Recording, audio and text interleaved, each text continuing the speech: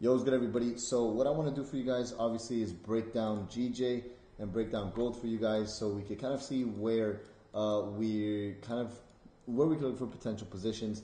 And I also want to start off where we kind of left off on yesterday's webinar.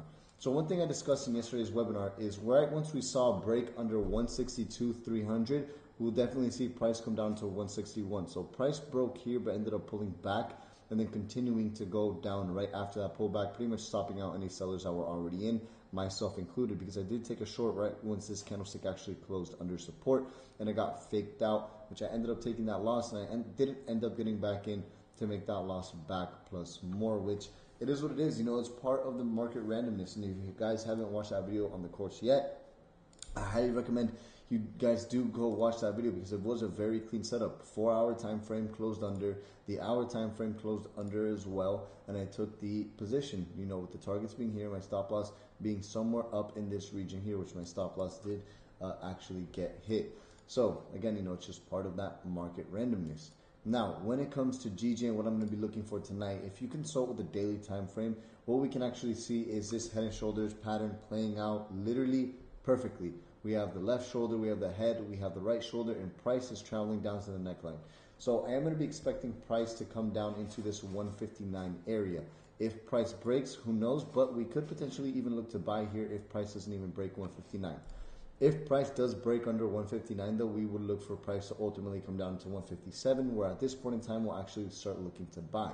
Now, where I'm going to be waiting for GJ to obviously pull back to is two areas. First area I'm going to be looking at is right here, 161.400, because if you look left, it is a level of resistance and a level of support on this 4-hour time frame. So I would be looking to sell here first. Now, if GJ breaks above 161.500, then the next area I'm going to be looking to sell would roughly be 162.387.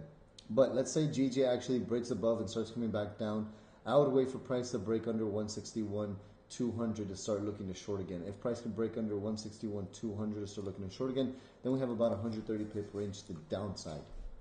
Now, with gold, so yesterday I was actually looking to take buy positions on gold. Price did come up, and I could have ultimately made money on this position looking to buy with his break and retest for those of you guys who saw yesterday's webinar.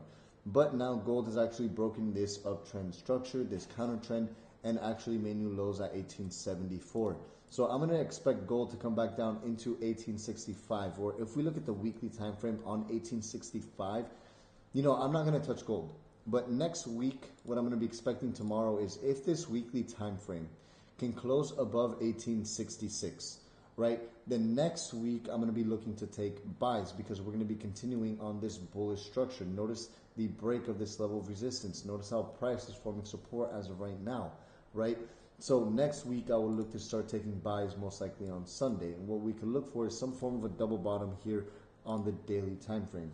Now, I do apologize for the short breakdown, and I wasn't able to do a webinar today, but I at least wanted to get a breakdown out for you guys, just so you guys can have a clearer idea of what you could possibly expect in the markets. Anyways, if you guys have any questions, feel free to reach out to me on Discord.